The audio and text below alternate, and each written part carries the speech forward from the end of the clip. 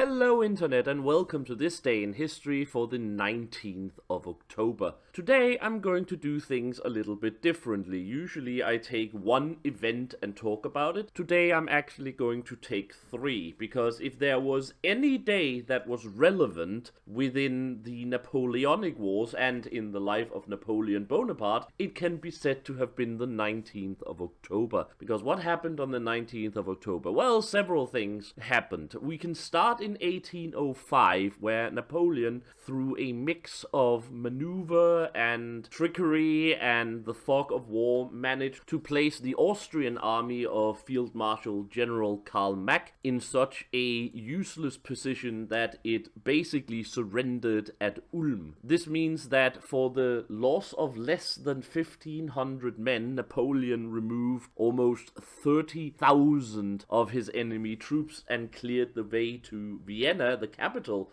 of the Austrian Empire, which fell less than a month later. That particular war of the Third Coalition continued for another couple of months until the final defeat of the Austrians and Russians at the Great Battle of Austerlitz, but Ulm was basically what opened the way for Napoleon and his grand army to truly create that and render himself supreme in Europe. He had already been the most powerful, but at this point he forced both the Russians and, in fact, the Austrians into an alliance. The Russians quickly broke it, but was then defeated again with their new allies, the Prussians, in 1807. But the Austrians, in fact, remained almost subjugated to Napoleon until after the disaster in Russia in 1812. So yeah, the Battle of Ulm, well, it was not even a battle. You call it a battle. It wasn't hardly a battle. It was more like a campaign of maneuver and trickery that completely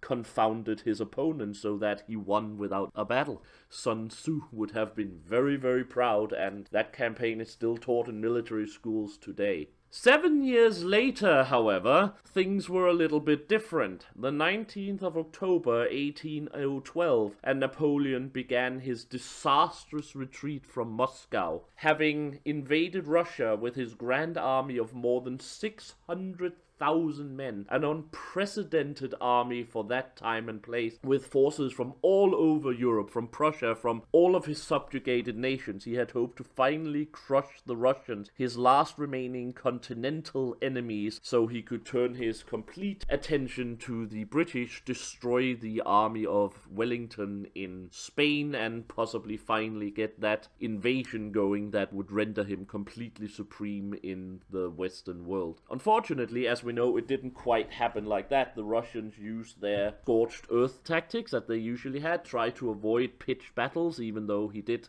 bring them to some, and of course left Moscow almost completely without any kind of supplies in the middle of winter and as a burned out ruin, and eventually Napoleon would have to either surrender or retreat from Russian soil. In fact, he did this in a gruesome retreat where only the courage of his men and the near suicidal bravery of Marshal Ney as commander of the rearguard managed to allow even 30,000 out of the more than 500,000 strong original army to finally limp into Central Europe. This destruction of Napoleonic power and influence was, of course, which then eventually led to the Battle of the Sixth Coalition, where he was finally defeated. More specifically, he was defeated in 1814, but the real stroke came on the 19th of October, naturally, at the Battle of Leipzig in 1813, so specifically a year after his retreat from Moscow. Napoleon had managed to scrape together another army, but at this point it was mostly consisting of second-line foreign troops or raw recruits. And in the Battle of Nations, where for the first time, as much as anyone knows, in Western Europe, more than 1 million men were engaged in battle, in a 3-day fight, his army was crushed, and the allies against him basically forced Napoleon into his worst defeat ever,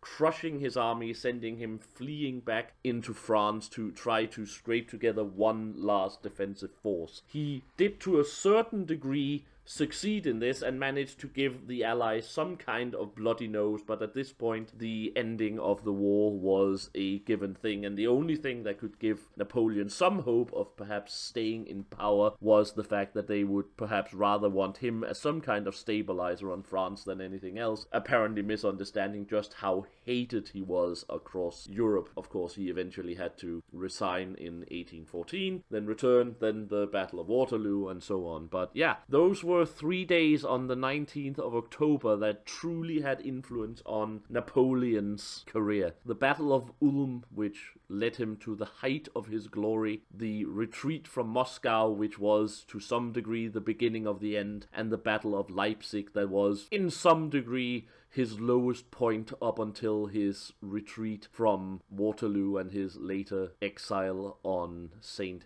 Helena. So yes, I hope this had been of interest to you. Until next time, I have been the Sage, and I wish you all a very happy day.